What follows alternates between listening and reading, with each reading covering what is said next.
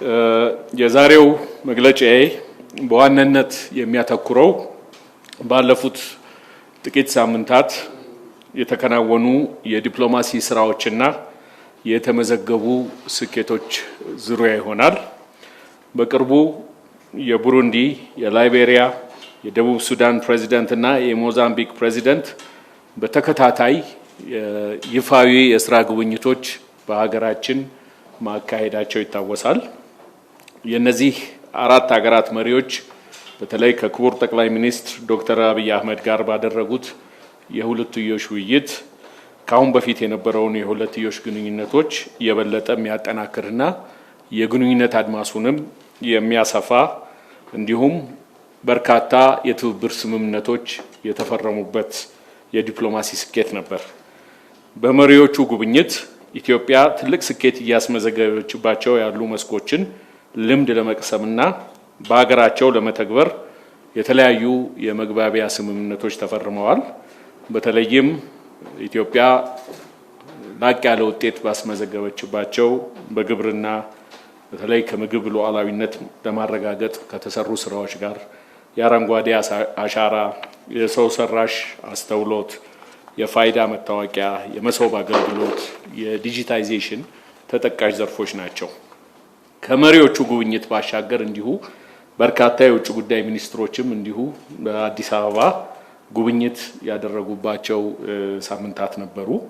እንደ ማሳያ የቻይና የአፍሪካ ቀንድ ልዩ መልእክተኛ፣ የፖርቹጋል የውጭ ጉዳይ ሚኒስትር፣ የአውሮፓ ህብረት ዓለም አቀፍ አጋርነት ኮሚሽነር፣ የኦስትሪያ ውጭ ጉዳይ ሚኒስትር፣ የባንግላዴሽ የውጭ ጉዳይ ሚኒስትር፣ የቼክ ሪፐብሊክ የውጭ ጉዳይ ስቴት ሚኒስትር ዴኤታ፣ የስዊድን ፍልሰተኞች ጉዳይ ሚኒስትር በአዲስ አበባ ጉብኝት በማድረግ በተለይ ኢትዮጵያ በሁለትዮሽ በቀጠናዊና ዓለም አቀፋዊ ጉዳዮች ዙሪያ የምታራምዳቸውን የዲፕሎማሲ አቋሞች ዙሪያ ውይይት ማድረግ ተችሏል።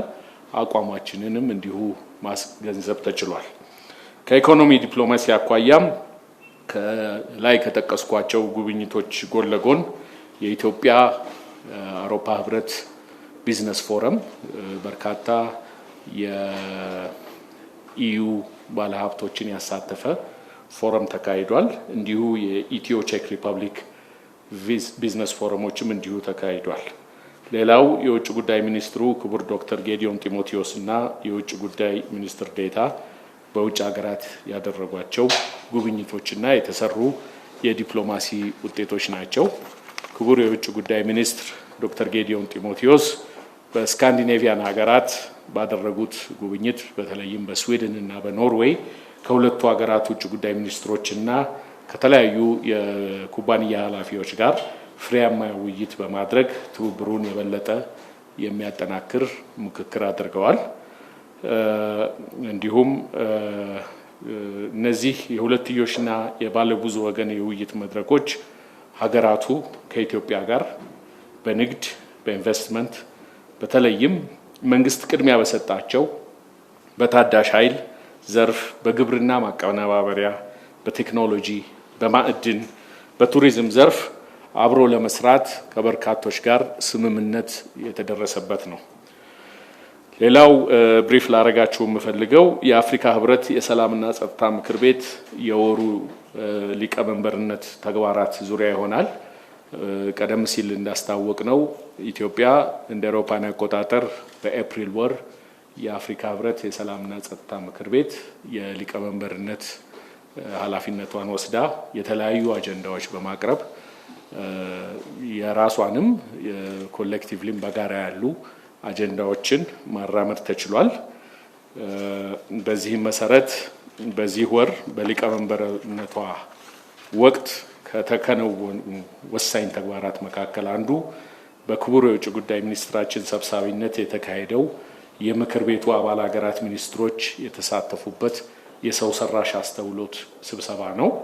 በዚህ ስብሰባ ኢትዮጵያ በዘርፉ እያከናወነች ያለውን የላቀ ስራ ለአፍሪካም ተምሳሌት እንደሆነና በቀጣይም የአፍሪካ መልህቅነቷን አጠናክራ እንደምትቀጥል አቅጣጫ ያስቀመጠችበት ነው። በዚህ በሰው ሰራሽ አስተውሎት ስራ ኢትዮጵያ በአፍሪካ ከቀዳሚዎች ተርታ የምትሰለፍ ሲሆን ጊዜውን ተንበያ ቀድማ ተቋም ያቋቋመችና ስትራቴጂም ያወጣች ሀገር ናት። በዚህ ዘርፍ እንደ ሌሎች ቴክኖሎጂዎች ተከታይ ሳትሆን የእድሉ ግንባር ቀደም ሆና በቴክኖሎጂው ተጨባጭ እርምጃዎችን ያስመዘገበች ሀገር ናት። ሌላው በአፍሪካ ጸጥታ ምክር ቤት ሊቀመንበርነታችን ወቅት ኢትዮጵያ በወቅታዊ የሆርሙዝ ሰርጥና ወቅታዊ መካከለኛ ምስራቅ ጉዳይ እንደ አፍሪካ እንዲመከርበት አጀንዳውን አቅርባ ውይይት ተደርጓል። በዚህም እንደ አፍሪካ ሰላማዊ ልባት እንዲበጅለት ጥሪዋን አቅርባለች። በዚህ ወር በሌሎች አህጉራዊ የሰላምና ደህንነት ጉዳዮች ዙሪያም እንዲሁ የተለያዩ ስራዎች ተከናውኖ አይ ቲንክ ዛሬ የመጨረሻው ቀን ይመስለኛል ሊቀመንበርነታችን የኤፕሪል ወር የሚጠናቀቅበት ነው። እንግዲህ እነኚህ ሁሉ ባለፉት ጥቂት ሳምንታት የተከናወኑ ቁልፍ የዲፕሎማሲ ስራዎቻችን እንድምታው ምንድነው የሚለውን በምናይበት ጊዜ በሁለትዮሽና በባለብዙ ወገን ግንኙነት ዲፕሎማሲ የኢትዮጵያን ብሔራዊ ጥቅም ያስጠበቁ ስራዎች ተከናውነዋል። በአዲስ አበባ የሚካሄዱ የዲፕሎማሲና ሌሎች ጉባኤያት የኢትዮጵያን አዳዲስ የልማት ስኬቶች የበለጠ ለማስተዋወቅ እድልን የፈጠረበት ነው። በቀጣናዊና አህጉራዊ ጉዳዮች ዙሪያ የኢትዮጵያ ተፈላጊነት እንዲሁ በከፍተኛ ደረጃ እያደገ የመጣ መሆኑን ማስተዋል ይቻላል። ኢትዮጵያ በቀጣናዊ ሰላምና መረጋጋት ካላት ሚና ባለፈ እንዲሁ የንግድና ኢንቨስትመንት መዳረሻነቷንም ተፈላጊነቷንም እየጨመረ መምጣቱን የሚያሳይ ነው። በአጠቃላይ ያለፉት ሳምንታት የዲፕሎማሲ እንቅስቃሴዎች በሁለንተናዊ የለውጥ ግስጋሴ ምዕራፍ ውስጥ እያለፈች ያለች ኢትዮጵያ የበለጠ ብሔራዊ ጥቅሟን አጉልታ የተንቀሳቀሰችበት ወቅት ነው።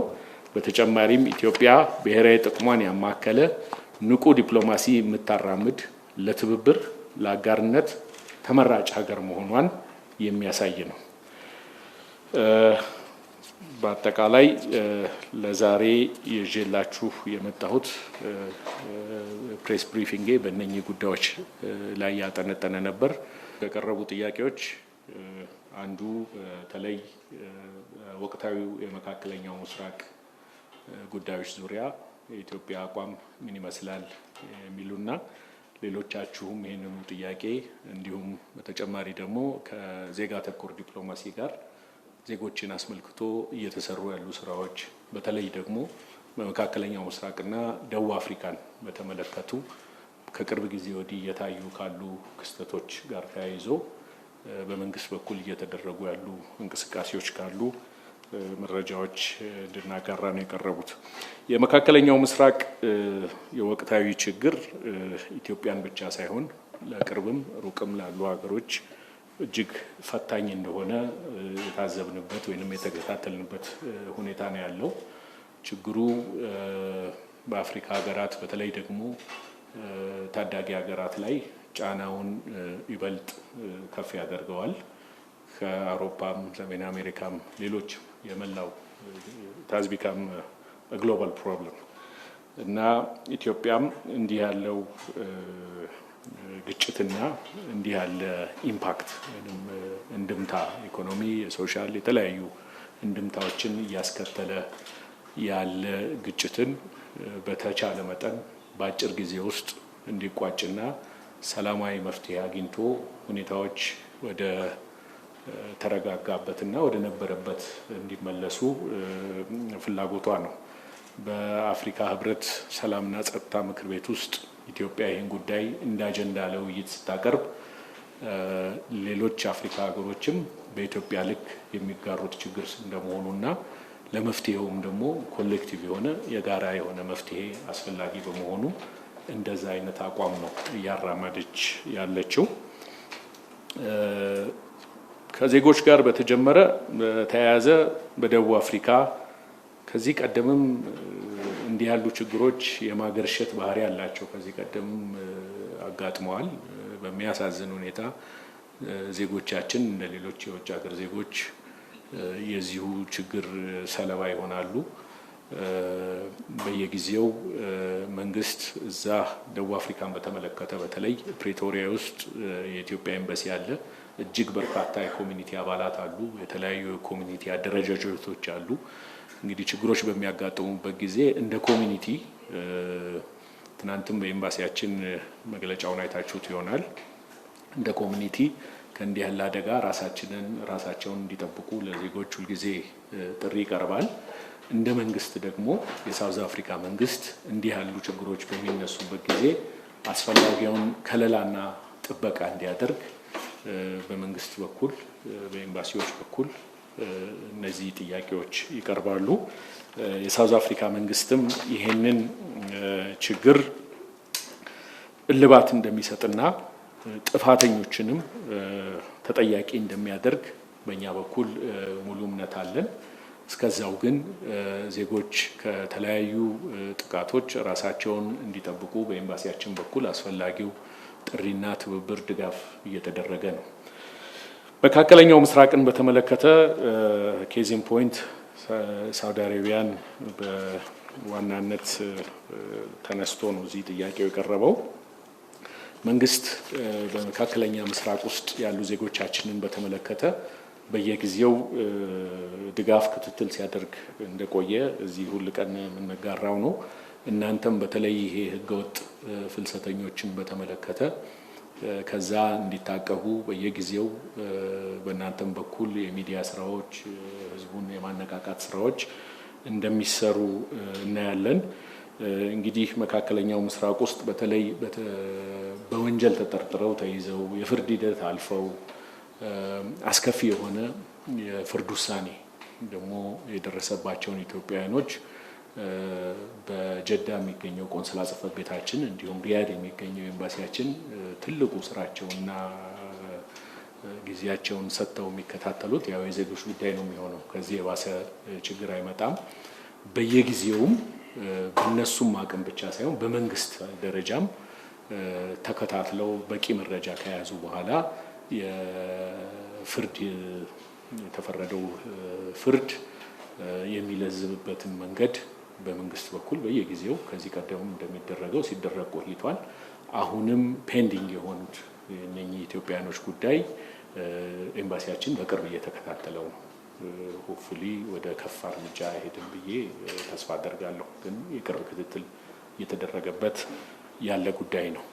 ከሩሲያ ጋር በተያያዘ ኢትዮጵያ ከተለያዩ ሀገሮች ጋር የንግድ፣ የኢንቨስትመንት፣ የቴክኖሎጂ ሽግግር ስምምነቶች ትገባለች። በስምምነቱ መሰረት ሀገራችንን ብሔራዊ ጥቅሟን ማዕከል ያደረጉ ውጤቶች እንዲገኙ ይሰራል። ከሩሲያም ጋር እንዳልከው በተለያዩ ዘርፎች የቴክኖሎጂ ሽግግር ስምምነቶች ተደርገዋል። ኢትዮጵያን ተጠቃሚ የሚያደርጉና ኢትዮጵያን በተጠቀሱት የቴክኖሎጂ ዘርፎችም ሆነ በሌሎች ጉዳዮች አንድ እርምጃ ወደፊት የሚያራምዱ ስምምነቶች ናቸው። ለተግባራዊነታቸውም የሚመለከታቸው ተቋማት የቅርብ ክትትል እያደረጉ እየሰሩበት እንደሆነ ነው የምንረዳው። አመሰግናለሁ። ታንኪዩ